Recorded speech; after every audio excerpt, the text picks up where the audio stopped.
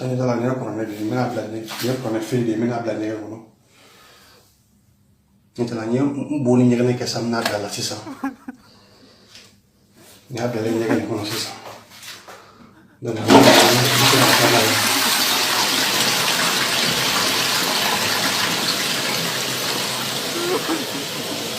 ye taara ne kɔrɔne bila ɲɛgɛne ta nin tɛ se ka taga pour que ka yɔrɔ la foyi tɛ filɛ ɲɛgɛn kɔnɔ nin ne taara ne kɔrɔne.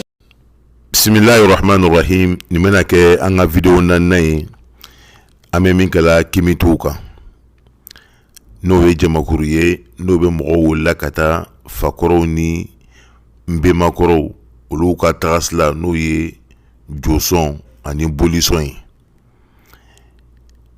Kunu badema dɔw ye dala sama sama kɛ n page kan YouTube la badema dɔw b'a la kimituw lo o ko ko n'a fɔ ko kimituw b'a fɔ ko ala ko tɛ cuwan ye ko ala tɛ k'olugu t'o fɔ nka o kɛlen don ka mɔgɔ min ta ka k'o ka ɲɛmɔgɔ ye n'o ye Dumiya Fakoli ye n bɛna a sabati o ka kuma na o ye yanni an ɲɛ taa walagada kura la min b'a yɛrɛ k'a fɔ ko o ka ala ko faamuya min kan o kɔrɔ le k'a fɔ ko ala yɛrɛ tɛ yen an bɛna jɛ ɲɔgɔn fɛ ka Dumiya Fakoli a kuma lamɛn ɲɔgɔn fɛ.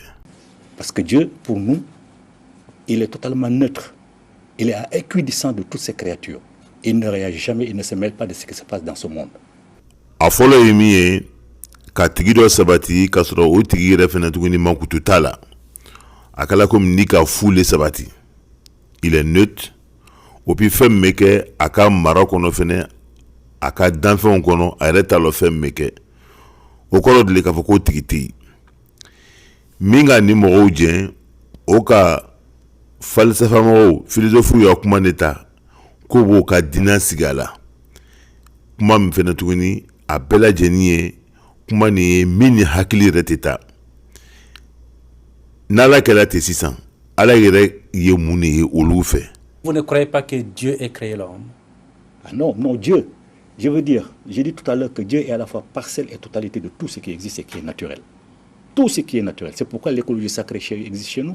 Elle est crue parce que l'arbre a une parcelle de Dieu en lui. Donc l'arbre fait partie de Dieu. Dieu est à la fois parcelle et totalité de tout ce qui existe.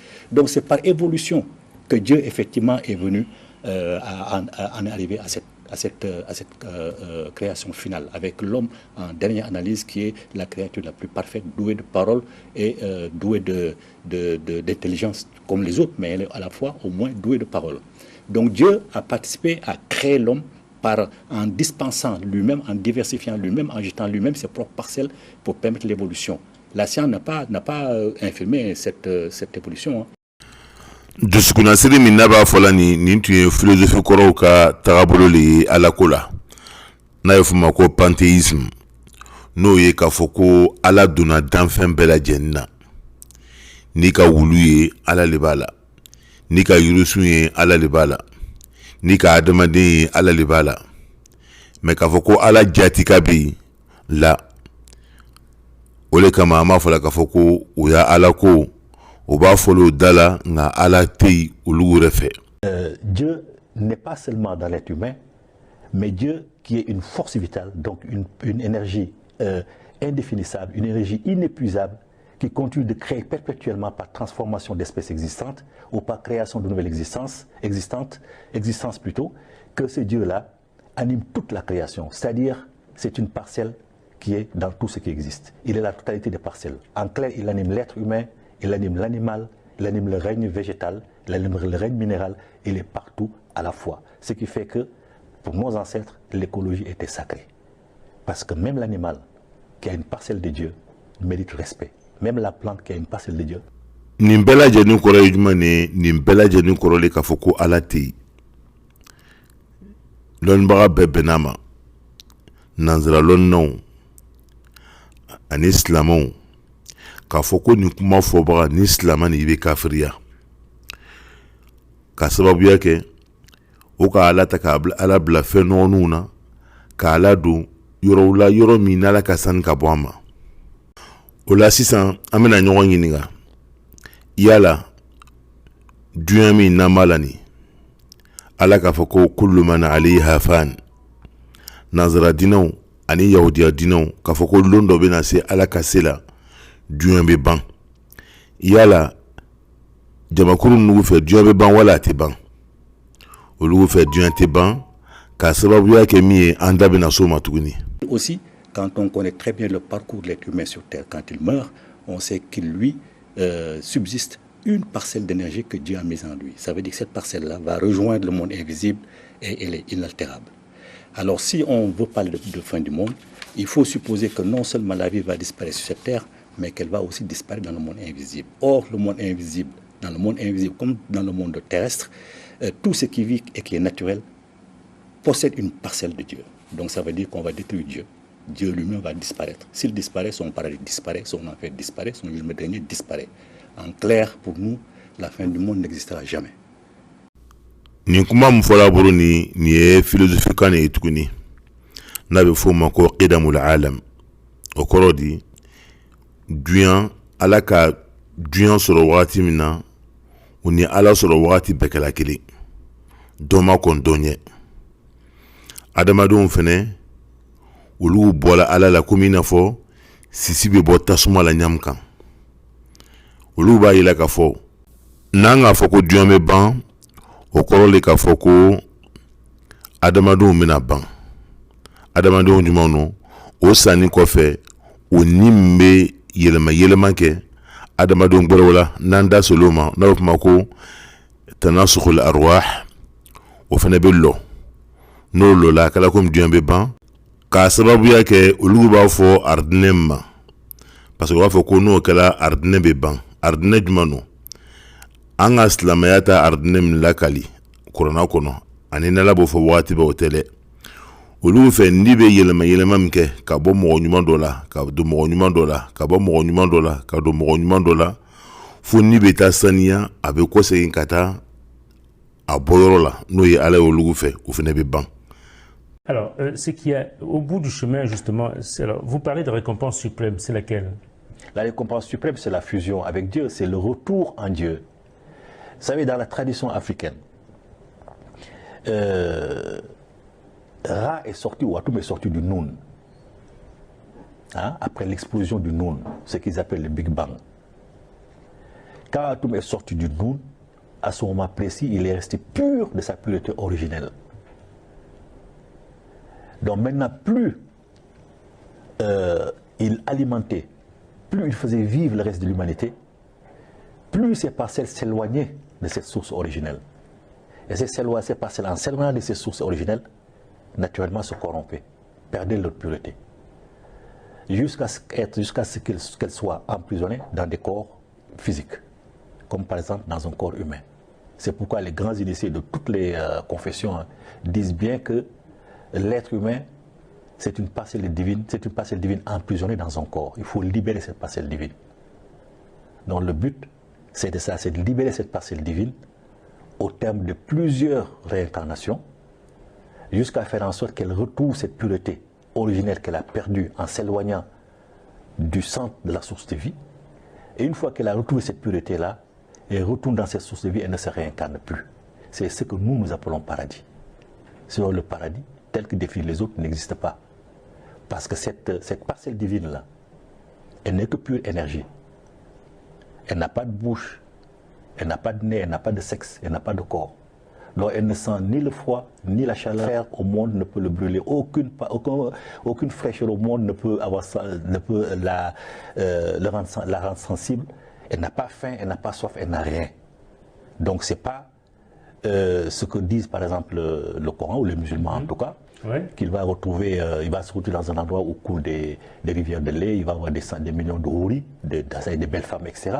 Ce n'est pas du tout ça. Chez nous, le paradis, c'est seulement le retour définitif en Dieu.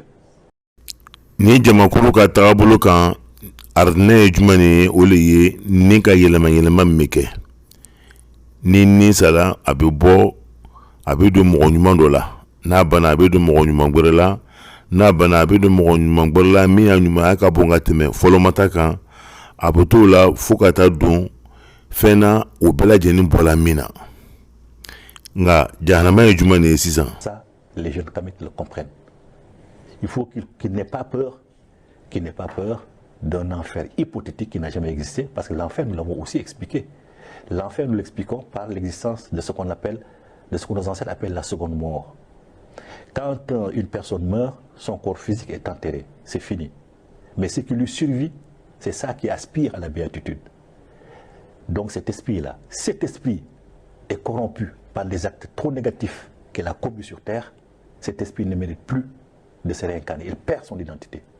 Quand il perd son identité, elle tombe dans ce qu'on appelle, dans ce qui est une sorte de magma dans lequel plutôt se trouvent toutes les énergies négatives et dans lesquelles vont puiser certains mauvais initiés pour faire le mal. Donc elle perd son identité. Une fois qu'elle a perdu son identité, ça c'est la seconde mort parce qu'il n'existe plus. On ne peut plus l'invoquer, on ne peut plus l'appeler comme ancêtre. Vous dites son nom, il n'existe plus. C'est ça la seconde mort chez nous et c'est ça qui correspond à l'enfer. Femme ye jahanama yo fait avec angolo foni. Ole ye ka foko ni mɔgɔ sala ibe soma yɛlɛma min kɛ ni be falen falen.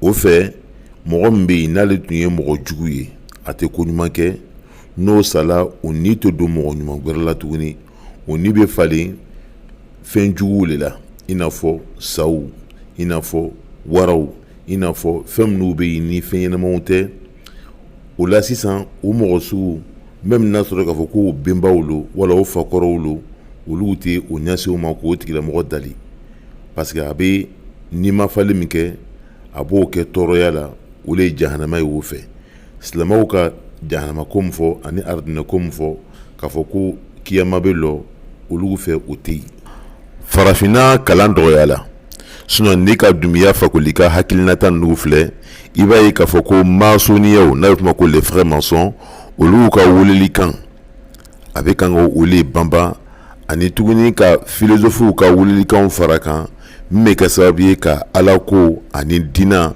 k'a bɛɛ lajɛlen bin ka sababuya kɛ ni jɛnkuru les frères maçons olu y'a laɲiniba ye nin de ye o de kama an b'a ye a ka vidéo dɔ la a b'a ɲini jeunesse fɛ a b'a ɲini denmisɛnninmɔgɔw fɛ ko ka kɔsegin ka taa les frères maçons ka t'olu ka tagabolo kan ɲɛnamaya sigi kan na même n'a sɔrɔ k'a fɔ k'olu ka hakilina miiri a kɔnna masoniya ɲɛ nka ani masoniya bɛ ɲɔgɔn ta fɛn caman na n'olu ye ka diinaw kɛlɛ ka laadaw sigi sen kan ka kafiriya ka fanga d'a ma.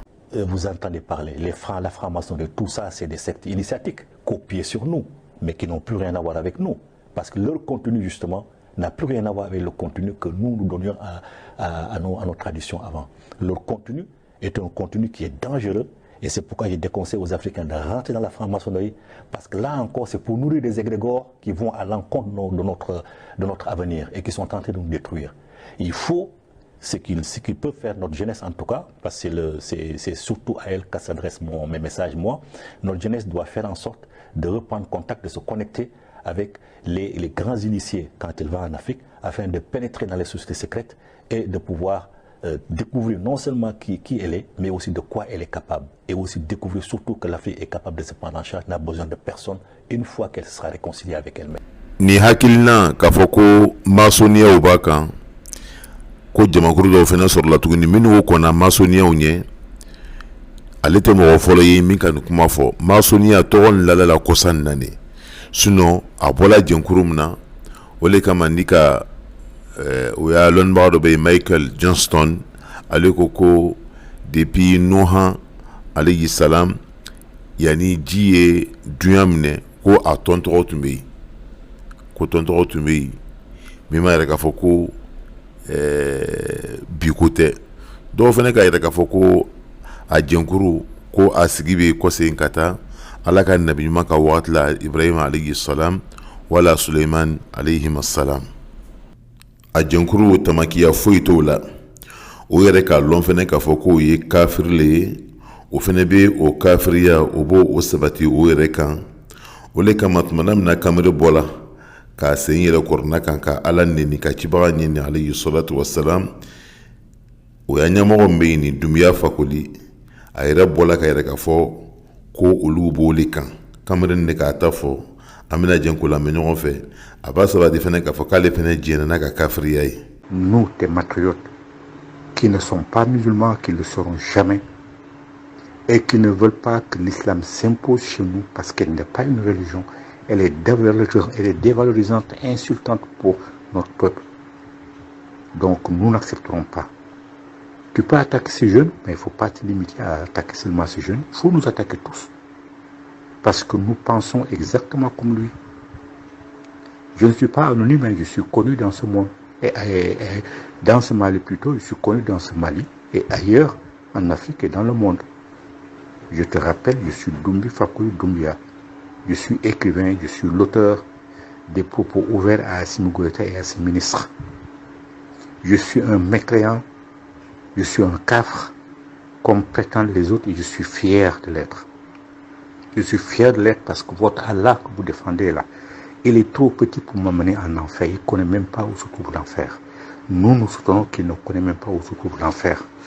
Si vous êtes sûr de vous, mais invitez à un débat.